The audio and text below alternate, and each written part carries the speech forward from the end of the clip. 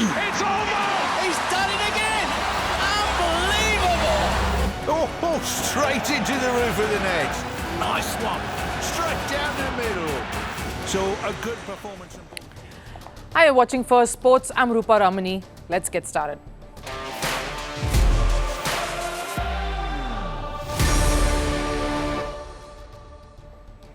On the show, Afghanistan gives it back to Pakistan by beating them in a tri-series match. This came after Pakistan skipper mocked Afghanistan indirectly during a pre-tournament presser. Has Pakistan received its wake-up call ahead of the Asia Cup? And are they willing to eat humble pie? The digs against Gukesh continue. Uzbekistan's Nodirbek Abdusattorov took a subtle jibe at his Indian opponent ahead of the Swiss Open. Can Gukesh block out all the noise and continue on his winning path? One of the fans at the US Open tried to brazenly steal something from Jannik Sinner's kit post his win. And is this just another example of fans crossing the line even as social media gets them closer to their favorite sports stars? All of that coming your way, but first the headlines on Sports 360. We'll start with cricket. South Africa beat England by 7 wickets in the first one-day international of the 3-match series. Put into bat first, the hosts England were bowled out for 131. In reply, Aidan Markram set the tone with his 55-ball 86. South Africa chased the target inside of 21 overs. We'll stay with cricket. India has invited bids for their title sponsors after Dream 11 was forced to pull out post the ban. BCCI has included a lot of restrictions here. Money, gaming or crypto companies as well as alcohol or tobacco entities are barred from applying. On to tennis. Former world number 1 Novak Djokovic has entered the semi-finals of the US Open. The Serb beat 4th-seeded Taylor Fritz 6-3, 7-5, 3-6, 6-4. He celebrated the win by dedicating a special dance to his daughter Tara. It was his big present for her 8th birthday. He'll now face Carlos Alcaraz, who beat Ziri Letska in straight sets. Over in the doubles event, India's Yuki Bambri has entered the quarterfinals of a Grand Slam for the very first time. He, along with his partner Michael Venus, beat the German pair of Tim Putz and Kevin Krawietz in straight sets. And we'll sum it up with news from football. The Supreme Court has directed the All India Football Federation, or the AIFF, to issue tenders inviting bids for new commercial partners. AIFF and ISL's commercial partner FSDL have been at a standoff over the media rights. The 2025 season is likely to start in December later this year.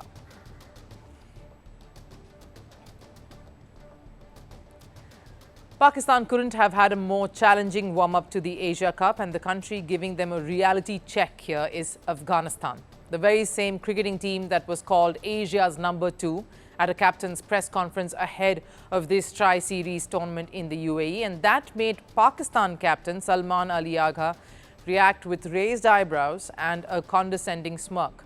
So is it time Pakistan ate some humble pie? And is this the warning that they need before the Asia Cup? Have Afghanistan dismantled Pakistan's pride and position among Asian cricketing countries? First things first, Afghanistan did lose the first game to Pakistan. Pakistan came out firing and pocketed the 2 points there, but guess Afghanistan was starting slow. They warmed up with a win against UAE and just dug deep in the second face-off against Pakistan, with the Afghan spinners choking them and claiming victory by 18 runs. In fact, another aspect apart from succumbing to spin that let Pakistan down was their horrific fielding lapses, dropped catches, misfields and overthrows, making it a shambolic display. But really, you cannot take away anything from Afghanistan here. I read a few reports calling this Afghanistan stunning Pakistan. Now, I think it's time we went past this sort of labeling, which denotes that Afghanistan is a minnow side here and Pakistan the champion team. Almost like how Captain Salman reacted at that press conference, with an incredulous expression and a smirk.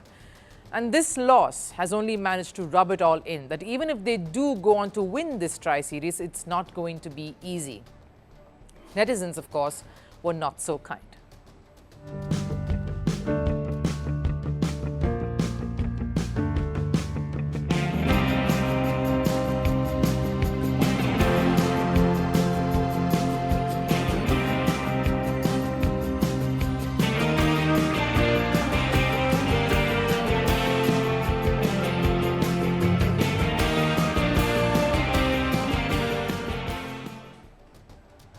What more does Afghanistan need to do to show us how strong they are becoming as a side and how clueless Pakistan is becoming on the international stage? This win, in fact, comes at a time when Afghanistan is grappling with crisis back home and, of course, a natural disaster that has consumed thousands of lives.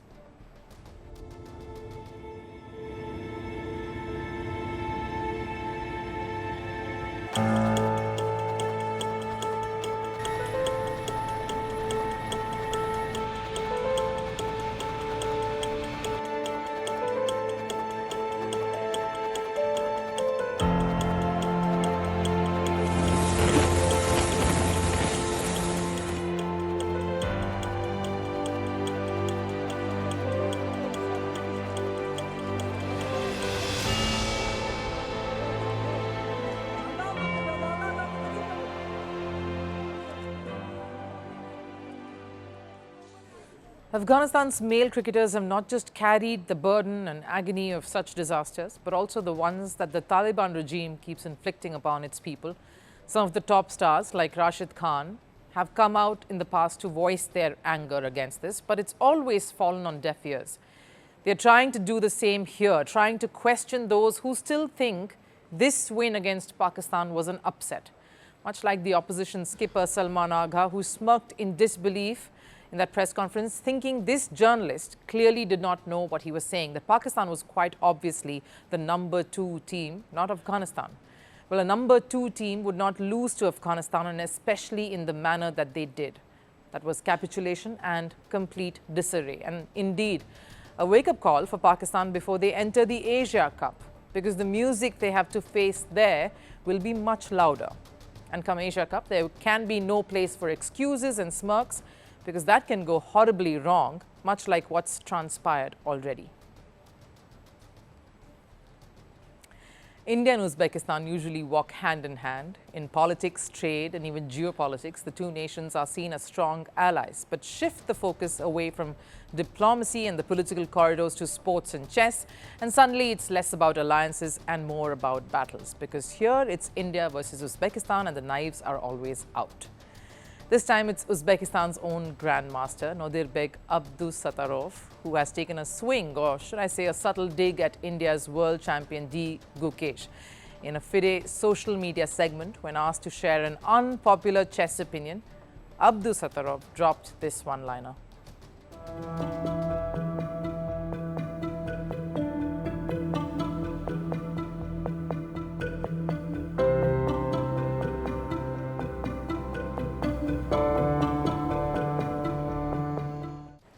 Now, opinions are great, especially when you're asked for them. But here's the problem. Abdusattorov didn't just say Gukesh will lose. He sprinkled in that cheeky, is that controversial line. And that's sarcasm, that's shade, and that's him saying, I know I'm stirring the pot, but I'm doing it on purpose. And let's be clear, Abdusattorov isn't the first. He's just the latest name in a long list of critics, of Gukesh's critics.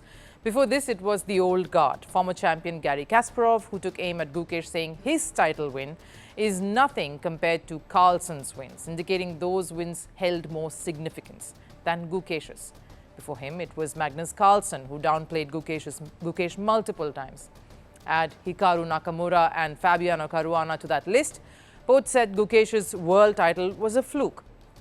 Basically, the entire Western chess fraternity has taken turns throwing darts at India's Gukesh, and now Abdusattorov is carrying that forward, although masking it in a more lighter vein. But here's where it gets interesting. This isn't the first India versus Uzbekistan chess drama. Earlier this year, another Nodirbek Yakuboev, sparked controversy when he decided not to shake Vaishali Ramesh Babu's hand during a match. The reason? His religion. The fallout? A storm of criticism and eventually a public apology.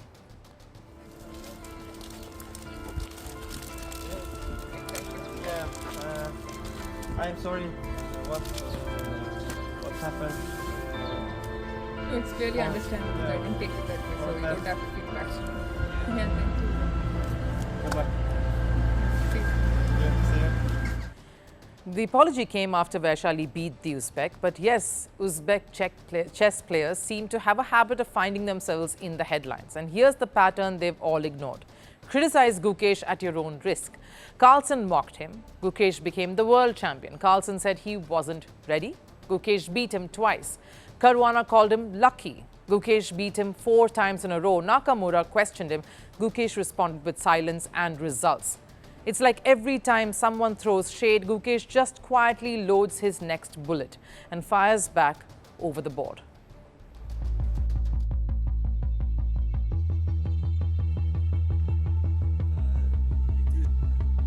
Quite good.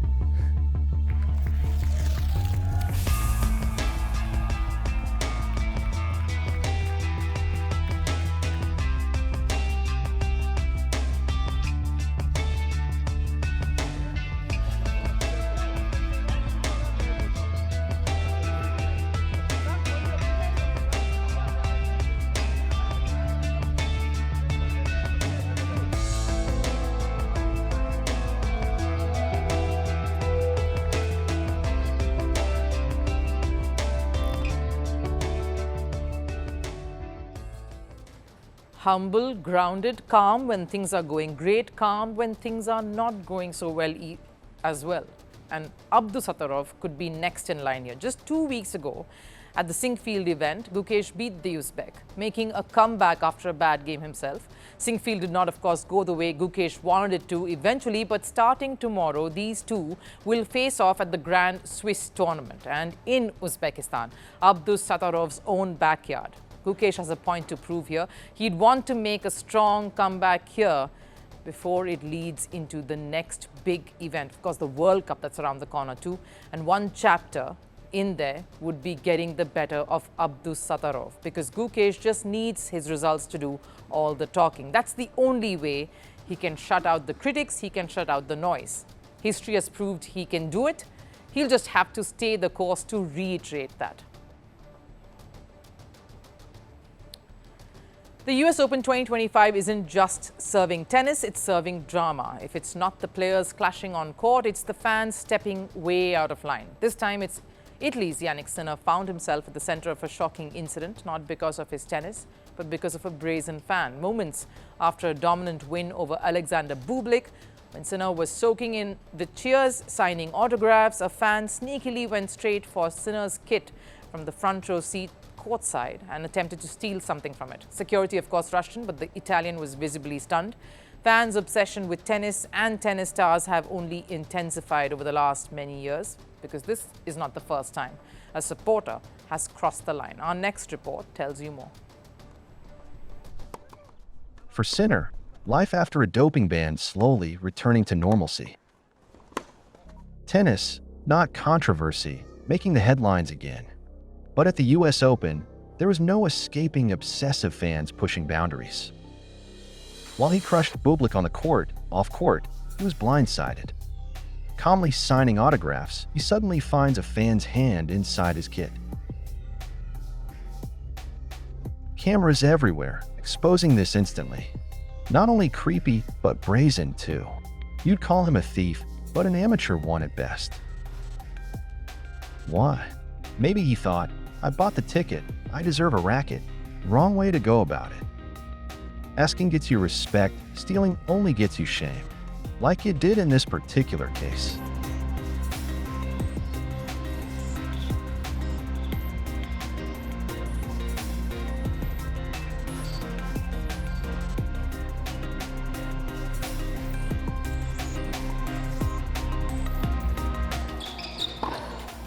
And this isn't just a one-off. Tennis has a long list of ugly fan incidents. Just months ago, Britain's Emirata Kanu was harassed by a stalker who trailed her across countries, even turning up just outside her house. The trauma left her in tears and under protection. The most infamous one, of course, involves Monica Seles. She was stabbed in the back by a fan. Not her own, but a supporter of Steffi Graf. He wanted Steffi to win titles, so he thought stabbing Seles was the best way he could do it. Beyond tennis, even other sports stars suffer. Caitlin Clark, the face of women's basketball right now, was targeted by a fan with an imagined relationship, flooding her with disturbing, sexually explicit messages. Yes, social media has brought fans closer to athletes like never before. The lines have blurred, and that has led to the fan-athlete relation turning ugly. What people forget, these athletes are humans first. How would you feel if a stranger opened your bag at the supermarket? Just because they wanted to. This is where fandom gets ugly. When fans cross the line, athletes withdraw. Raducanu needed months of protection. Clark too had to fight for a return to normalcy. And now, Sinner, he too might think twice before walking up to fans again. So here's the real question: when does passion become intrusion? From support to stalking? Every time an obsessed fan crosses that line, the bond between athletes and supporters cracks a little more. If this keeps up, what's meant to be a celebration of sport could become a battle for personal safety.